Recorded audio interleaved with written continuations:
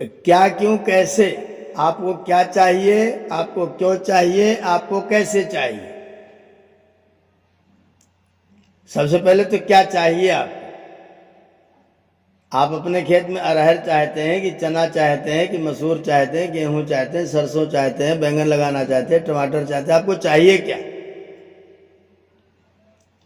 जब आपको यह पता चल जाए कि आपको चाहिए क्या, जब इसमें दृढ़ मत हो जाए दोनों, जब दोनों इस मामले में खूब विचार करके दृढ़ मत हो जाए कि मुझको ये चाहिए, तो फिर क्यों चाहिए, उसका उद्देश्य क्या है, आप क्या चाहते हैं, आपका लक्ष्य क्या है, फिर क्यों पर विचार किया जाए। जब क्यों पर विचार हो जाए इसलिए चाहिए, तो फिर उसकी पद्धति पर विचार किया जाए, फिर उसको कैसे करना है, क्या क्या करना है, वो सारी योजना बना दिया जाए। आज की जो परिस्थिति चल रही है, जैसा कुछ हो रहा है जी, उसके थोड़ा कोरिलेट करते हुए समझाएंगे तो गलती हो रही है, कहाँ से हो रही है, कैसे हो रही है या नहीं हो रही है, उस पर चिंतन करते हुए देखेंगे तो। आप ये देखिए, आर्ष दर्शन में, आर्ष दर्शन में बताया गया है कि हम परमात्मा ने संसार केवल इसलिए बनाया है जिससे कि जीव अपने जो जन्म मरण का चक्र है, जो दुख है, उससे जीव मुक्त हो जाए। जीव के मुक्त होने के लिए परमात्मा ने इस संसार का निर्माण किया है। तो सबसे मुख्य लक्ष्य तो मुक्त होने का है, सबसे मुख्य लक्ष्य तो दुखों से मुक्ति का है। उस दुखों से मुक्ति के लक्ष्य में जो चीजें आवश्यक हैं, वो चीजें हम लोग नवम समोल्लास में सत्यार्थ प्रकाश में पढ़ चुके हैं। हमारे पास में विवेक होना चाहिए, हमारे पास में वैराग्य होना चाहिए, हमारे पास में सम दम तितिक्षा उपरति आदि षटक संपत्ति होनी चाहिए। इन चीजों को अगर हम ग्रहण करते रहेंगे तो हमारा जो मुक्ति का लक्ष्य होगा वो सफल होगा। तो मुख्य लक्ष्य तो मुक्ति का है। तो मेरे घर में जो व्यक्ति आए उसके जीवन में ये भाव हो कि मुझे दुखों से मुक्त, मुझे दुखी नहीं रहना है, मुझे दुख को स्वीकार ही नहीं करना, दुख को अपने पास में आने जाने बिल्कुल नहीं देना है, दुख को फटकने भी नहीं देना है। पहला लक्ष्य तो यह है, दुख को बिल्कुल आने नहीं देना है। दूसरा लक्ष्य है कि उस दुख के दूर करने से पहले जो मेरा जीवन होगा, 100 साल का, 50 साल का, 80 साल, 70 साल, जितने भी साल का जो मेरा जीवन होगा, वो मेरा जीवन उन दुखों को हटाने के लिए समर्थ भी होना चाहिए। अगर मैं उसमें समर्थ न हो सका, बुद्धि से, विवेक से, वैराग्य से, ज्ञान से, शक्ति से संपन्न होकर के दुखों को दूर करने में समर्थ न हो सका, तो फिर मेरा आगे का रास्ता भी अवश्य बाधित होगा।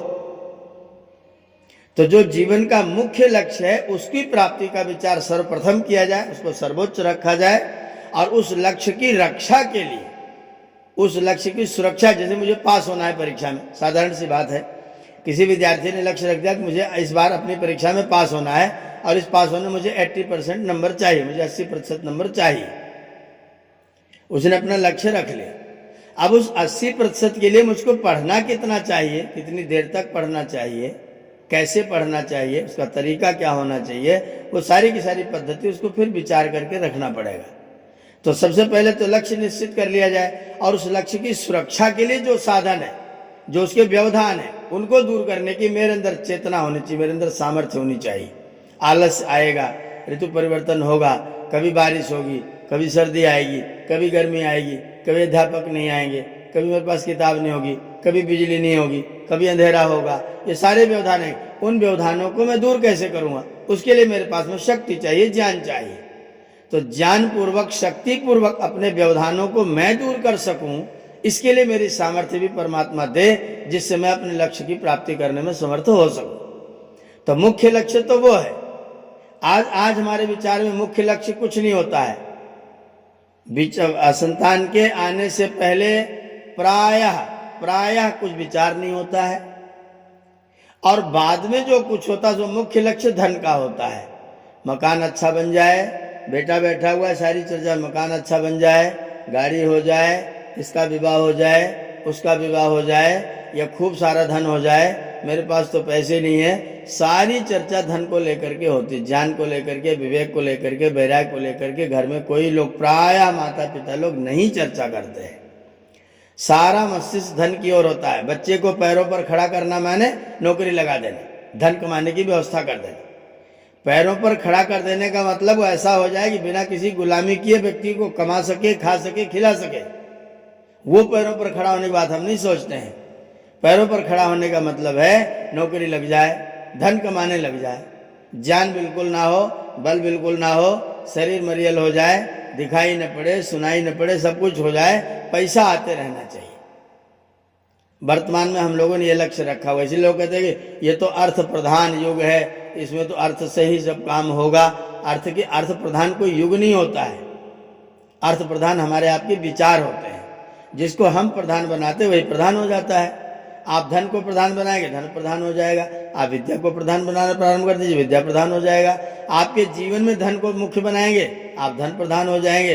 आप अपने जीवन को विद्या प्रधान बनाएंगे, आप विद्या प्रधान हो जाएंगे। आप प्रधानी देते किसको है? चयन तो आपको करना है, इलेक्शन आपको करना है कि आप प्रधान किसको बना रहे हैं। तो जीवन में धन चाहिए और धन पीछे पीछे आता है। धन का स्वभाव है कि वो पीछे पीछे आता है। उसके लिए आपके पास में धर्म होना चाहिए, धैर्य होना चाहिए। अगर आपके पास में धर्म होगा तो धन तो पीछे पीछे आपके पीछे पीछे आता रहेगा। अगर मेरे जीवन में धर्म ही नहीं है तो फिर धन आएगा भी कदाचित मेरे जीवन को दूषित करेगा, मेरे लक्ष्य को भटकाएगा। मेरे जीवन में मेरे कर्तव्यों का पालन, मेरी ड्यूटीज जो हैं, मेरी हॉबीज जो हैं, उनको प्राप्त करने के लिए, उनको पूरा करने के लिए अगर मैं केवल एक ही साधन पर ध्यान देता रहता हूं तो फिर मैं एकांगी हो जाता हूं। इसलिए हम संपूर्ण साधनों पर ध्यान देंगे और उसमें से जो मुख्य है उसकी ओर हमारी लव सदा लगी रहेगी, तभी आपको सफलता प्राप्त होगी। मुख्य और गौण दोनों का निश्चय करिए। आपके जीवन का मुख्य क्या है उसको आगे रखिए, पीछे से और चीजें आपके साथ में जुड़ जाएगी। अगर आप अच्छे रास्ते पर चलेंगे तो आपके साथ अच्छी चीजें जुड़ जाएगी। मेरे एक मित्र हैं, गुड़गांव में रहते हैं। उन्होंने मुझे बताया कि मैं अंडे खाता था, प्रायः अंडे का भोजन कर लेता था और उस समय मेरे जितने साथी थे सब वही खाने पीने वाले लोग थे। वो मुझे भी खिलाते थे, खुद भी खाते पीते थे। फिर बाद में मुझे अच्छा सत्संग मिल गया, मैंने वो सब खाना पीना छोड़ दिया। मैंने वो खाना पीना छोड़ दिया तो अब वो जितने लोग थे मेरे पुराने वाले साथी, वो सब मेरा साथ छोड़ के भाग गए।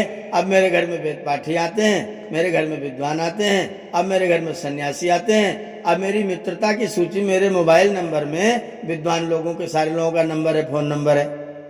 तो मैंने एक काम छोड़ा, एक स्थान से मैं जुड़ा तो मेरे साथ जुड़ने वाले लोग योगी, महर्षि, तमाम सारे विद्वान लोग। मेरे घर में कोई महीना नहीं बीते तो कोई विद्वान ना मेरे घर में आता हो। इसी घर में विद्वान बिल्कुल नहीं आते थे। वो इधर उधर के लोग शाम को आके बैठ जाते थे, खाने पीने का काम करने के लिए बैठ जाते थे। तो मैंने जब एक अच्छाई को पकड़ा तो मेरे दोस्ती अच्छे लोगों से हो गई। तो मैं जब पकड़ना प्रारंभ कर, मैंने पकड़ा क्या है, मैंने अपना लक्ष्य क्या रखा है। अगर आप अपना लक्ष्य वो वाला रखेंगे तो आपके साथ वैसे लोग आके जुड़ेंगे। अगर आप अपना लक्ष्य ये वाला रखेंगे तो आपके साथ ऐसे लोग आके जुड़ेंगे।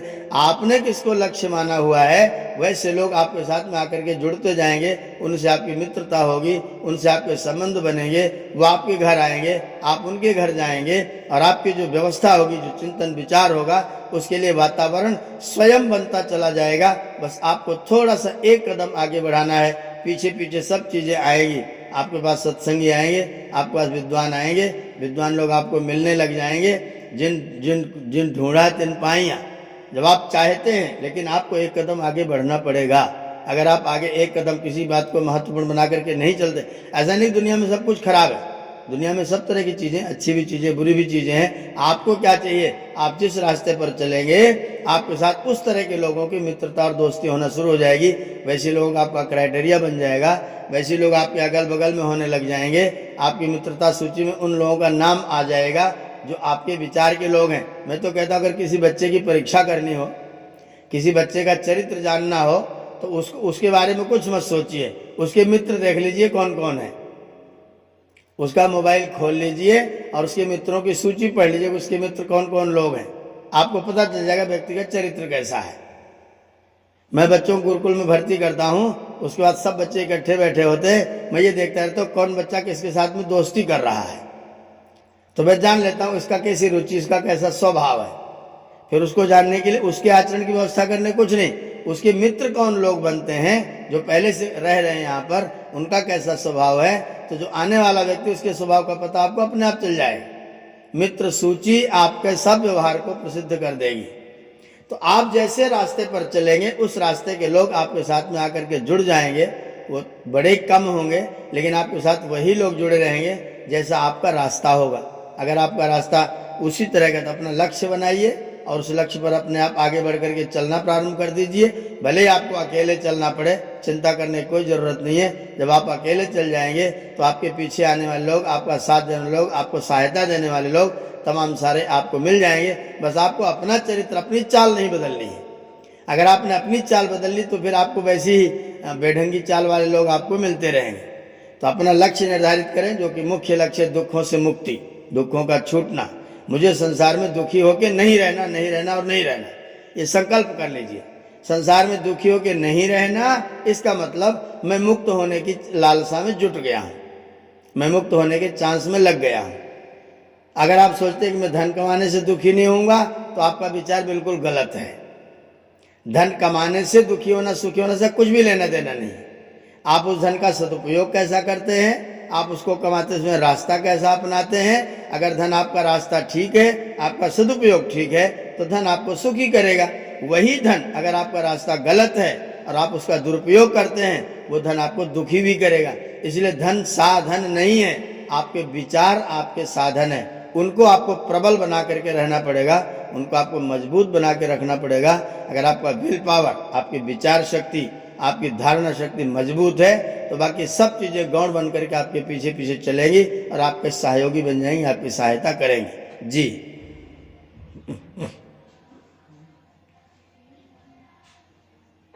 आचार्य जी,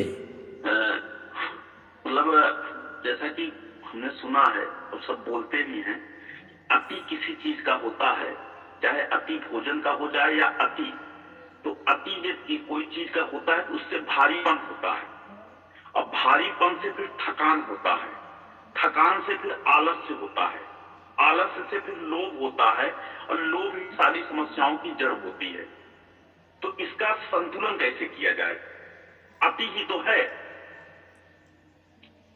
ध्यान दीजिएगा, संसार में सारी चीजें सीमित हैं, सारी चीजें सीमित हैं, और सीमित चीजों में ही अति हो सकती है।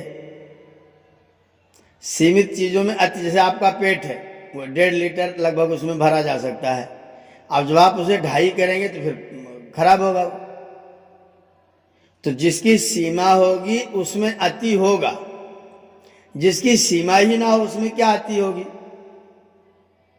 और दुनिया में जो ही चीजें असीम हैं, एक तो ज्ञान असीम है, एक मेरा प्रभु परमात्मा असीम है। ज्ञान में और परमात्मा में असीम होने के कारण अति हो ही नहीं सकती।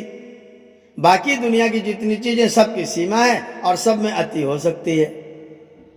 तो अगर आप ज्ञान में और ईश्वर में लगते हैं तो अतिक्रमण की सीमा समाप्त हो गई, फिर आपको कोई अतिवाह होने का कोई चांस ही नहीं है। अवसर वहां अति का आता है जहां पर आप सीमा में होते हैं। भोजन की सीमा है, शरीर की सीमा है, मकान की सीमा है, भाग दौड़ की सीमा है, 24 घंटे काल की सीमा है। ये काल भी असीम नहीं, आपके पास 24 घंटे के बाद 25वां घंटा आपको फिर पहला ही आ जाएगा। आपका दिन भी आपको एक दिन 12 घंटे का ही मिलेगा, रात्रि आपको 12 घंटे की ही मिलेगी। आपकी नींद भी असीम नहीं, आपका भोजन असीम नहीं, आपकी दृष्टि असीम नहीं, सारी चीजों की सीमा है। इसलिए वहां सब जगह अतिक्रमण हो सकता है। ईश्वरोपासना और ज्ञान में असीमित होने के कारण कभी कोई मनुष्य अतिक्रमण नहीं कर सकता है। इसलिए ऐसी जगह चलिए जहां पर अति हो ही नहीं सकती है। अगर आप सीमित में चलेंगे तो अति की ओर बढ़ेंगे, अगर आप असीम में पहुंच जाएंगे अति होने का अवसर ही खत्म हो जाएगा।